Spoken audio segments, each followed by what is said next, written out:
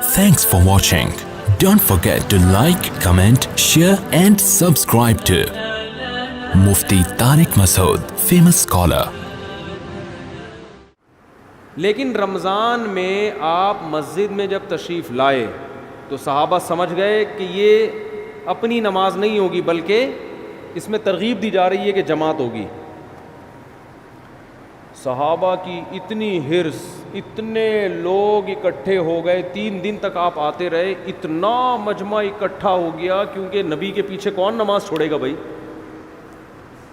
کیا آپ صلی اللہ علیہ وسلم نے فرمایا مجھے خطرہ ہوا کہ یہ نماز تم پہ فرض نہ ہو جائے، تمہارے شوق کو دیکھتے ہوئے فرض ہو جائے گی تو مشکلات پیدا ہو جائیں گی، لہذا آپ نے ختم کر دی وہ. لیکن جو صحابہ جن میں تفقہ، جن میں بصیرت تھی، وہ سمجھ گئے کہ نبی چاہتے ہیں کہ یہ نماز لوگ پڑھیں، لیکن آپ اس کو 5 نمازوں کی طرح فرض کرنا نہیں چاہتے، لیکن چاہت ہے، ورنہ 3 دن بھی نہ پڑھتے نا. صحابہ نے دیکھ لیا کہ نبی کی یہ کیا ہے، بولو چاہت. اس لیے نبی صلی اللہ علیہ وسلم کے دنیا سے جانے کے بعد جیسے ہی رمضان کا چاند نظر آتا صحابہ مسجدوں کا رخ کرتے. حالانکہ تہجد صحابہ گھر میں پڑھا کرتے تھے، مسجدوں میں نہیں پڑھا کرتے، اور تہجد میں بڑی بڑی جماعتیں نہیں ہوتی تھیں. صحابہ سمجھ گئے کہ یہ نبی کیا چاہتے ہیں، اس نماز کو امت میں رائج کرنا چاہتے ہیں. اس وقت صحابہ نے اس کو الگ سے کوئی نام نہیں دیا تھا، الگ سے کوئی نام نہیں دیا تھا، بس قیام اللیل رات کی نماز ہے، رمضان میں جماعت سے ہوگی. ایسی صحابہ کرام کی حرص تھی اس نماز میں، کیونکہ بدعت نہیں تھی، کیونکہ دیکھ چکے تھے نا نبی کر چکے ہیں، کہ حضرت ابو بکر کے دور میں سب جماعتوں میں بٹے ہوئے ہوتے تھے. سارے صحابہ چونکہ حافظ نہیں تھے، حضرت ابو بکر، عمر، علی، عثمان، چاروں صحابہ رضی اللہ عنہم یہ حافظ تھے. ان کو مسجد میں جماعت سے پڑھنے کی ضرورت بولو نہیں تھی، کیونکہ تراویح کا بڑا مقصد ایک یہ ہے کہ جس کو قرآن یاد نہیں ہے وہ حافظ کے پیچھے قرآن سن کر اپنے قرآن کا دور مکمل کر لے. حضرت عمر یہ نماز گھر میں پڑھا کرتے تھے، اور علماء کہتے ہیں کہ جس کو قرآن یاد ہو اس کے لیے خود سے تراویح پڑھانا یہ کسی کے پیچھے پڑھنے سے بہتر ہے. سمجھ رہے ہیں کہ نہیں سمجھ رہے ہیں؟ نہیں یار، میرا خیال ہے بات سمجھ میں، ابھی تو آپ کے اچھے بھی سمجھیں گے انشاءاللہ. آواز گونج تو نہیں رہی نا؟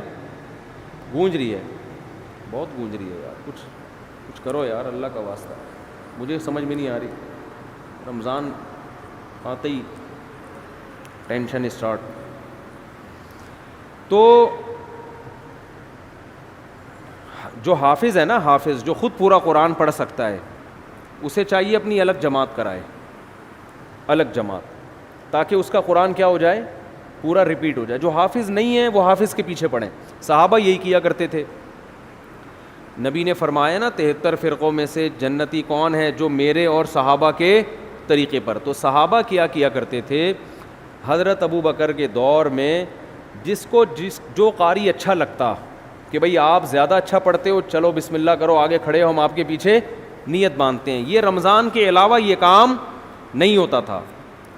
اگر رمضان کے علاوہ ہوتا نا، حضرت ابو بکر روکتے، بدعت کہہ کے روکتے اس کو کہ یہ تم نے کیا شروع کر دیا نیا کام. حضرت ابو بکر کے دور میں تراویح کی نمازیں ہوئیں، لیکن سب نے اخپل طریقے سے پڑھی ہے. جماعتیں ہوئیں، ایک مسجد میں کئی جماعتیں ہوتی تھیں. بھائی مجھے یہ والا قاری پسند ہے، اس کی آواز اچھی ہے، چلو بھائی آ جاؤ. مجھے وہ والا اچھا لگ رہا ہے، اس کی آواز اچھی ہے، چل بھائی میں اس کے پیچھے پڑھوں گا، آپ اس کے پیچھے پڑھیں. بعض لوگ اسپیڈ کو دیکھ رہے ہوتے ہیں، آواز کے بجائے کس کو دیکھتے ہیں، بھائی فلاں کی اسپیڈ تیز ہے، ہم اس کے پیچھے پڑھیں گے. امید ہے صحابہ تو یہ نہیں کرتے ہوں گے اسپیڈ، ٹھیک ہے نا، وہ کون زیادہ اچھا پڑھتا تھا. تو حضرت ابو بکر کے دور میں جتھوں کی شکل میں کئی جماعتیں مسجد میں ہو رہی ہیں. یہ رمضان کے علاوہ نہیں ہوتی تھی، ہوتی تو روکتے ان کو نا حضرت عمر کے، بھی کیا بدعت شروع کر دی ہے. لیکن حضرت ابو بکر نے ان کو روکا نہیں, کیونکہ جانتے تھے کہ نبی سے یہ ثابت ہے. حضرت عمر رضی اللہ تعالیٰ عنہ کا دور آیا, آپ رمضان میں مسجد میں آئے رات کے وقت, دیکھا کوئی ادھر نماز پڑھ رہا ہے جماعت سے, کوئی ادھر پڑھ رہا ہے, کوئی ادھر پڑھ رہا ہے, ایک رونق مسجد میں. حضرت عمر نے فرمایا کہ یہ ایک امام کے پیچھے جمع ہو جائیں تو کتنا اچھا ہو. ہر آدمی اخپل طریقے سے کیوں پڑھ رہا ہے بھائی؟ مسجد میں کیا ہونا چاہیے بولو؟ ایک امام, ایک بڑی جماعت ہو نا, کیونکہ نبی صلی اللہ علیہ وسلم نے رمضان کی راتوں میں جو 3 دن تراویح پڑھی وہ مسجد کو ایک رونق دی ہے, اور وہ ایک امام تھے اور ان کے پیچھے سب نے نماز پڑھی ہے. تو مسجد کی رونق اس میں ہے کہ ہر آدمی اخپل طریقے سے کسی امام کے پیچھے نماز پڑھنے کے بجائے ایک امام کے پیچھے بولو نماز پڑھے. وہ دن اور آج کا دن مسجد حرام میں بھی اور مسجد نبوی میں بھی ایک ہی امام کے پیچھے تراویح ہوتی چلی آ رہی ہے. جتنی رکعتیں حضرت عمر نے حکم دیا تھا نا امام کو پڑھائے, نہ ان رکعتوں میں کمی بیشی ہوئی اور نہ اس طریقے میں کمی بیشی ہوئی جو طریقہ حضرت عمر نے شروع کیا تھا. اب اس میں علماء 2 حصوں میں بڑھ گئے. بعض علماء نے کہا کہ حضرت عمر رضی اللہ تعالی عنہ نے جو ایک امام کے پیچھے لوگوں کو جمع کیا تو اصل حکم یہ نہیں تھا, اصل یہ تھا کہ ہر آدمی اپنی الگ جماعت کرا سکتا ہے. لہذا ان علماء نے کہا, جیسے کہ بعض سعودی عرب کے علماء کی رائے ہے, کہ آج بھی تراویح میں مسجد میں 2 جماعتیں جائز ہیں. یہ بعض علماء کی رائے ہے کہ بھئی حضرت ابو بکر کے دور میں کتنی جماعتیں ہوتی تھیں؟ بہت سی جماعتیں ہوتی تھیں. لیکن جمہور کا قول یہ ہے, جس میں حنفی بھی شامل ہیں, حنفیہ, کہ ٹھیک ہے ہوتی تھیں, لیکن جب حضرت عمر نے اس کو ختم کر دیا اس سسٹم کو, اور باقی تمام خلفائے راشدین نے, حضرت عثمان, حضرت علی نے دوبارہ وہ 2 جماعتیں شروع, 2 یا زیادہ جماعتیں نہیں بلکہ ایک امام کے پیچھے, تو اب حضرت عمر کے فیصلے کے بعد ایک مسجد میں تراویح کی 1 سے زیادہ جماعتیں جائز بولو نا نہیں ہیں.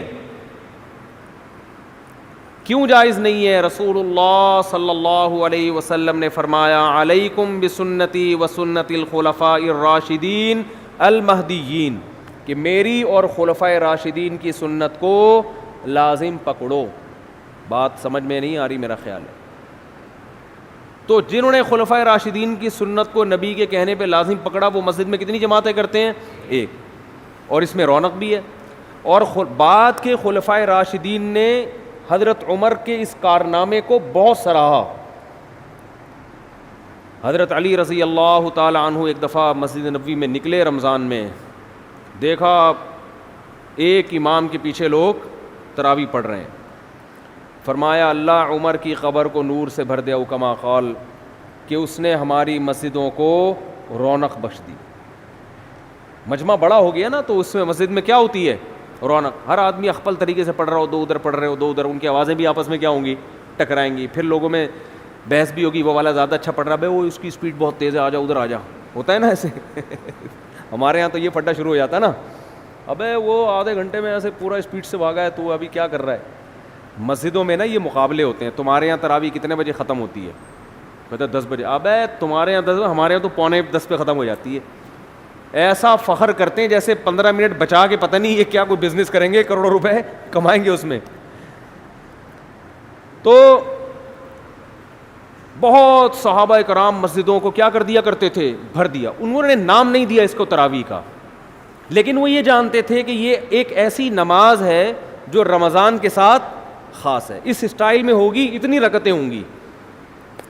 پھر بعد میں اسلاف نے اس کو تراویح کا نام دے دیا کہ بھئی الگ نام دے دو. نام دینے پر نہ اللہ کی طرف سے کوئی پابندی, نہ گورنمنٹ کی طرف سے. نام کیوں دیا تراویح کا وہ میں بیانات میں بہت دفعہ بتاتا رہتا ہوں. ترویحہ 4 رکعتوں کے بعد ان کی عادت تھی تھوڑا آرام کرنے کی, تو 4 رکعتوں کو ایک ترویحہ کہا, اور تراویح کئی دفعہ 4 رکعتیں, اس لیے 8 رکعتوں پر تو یہ لفظ بیٹھتا ہی نہیں ہے.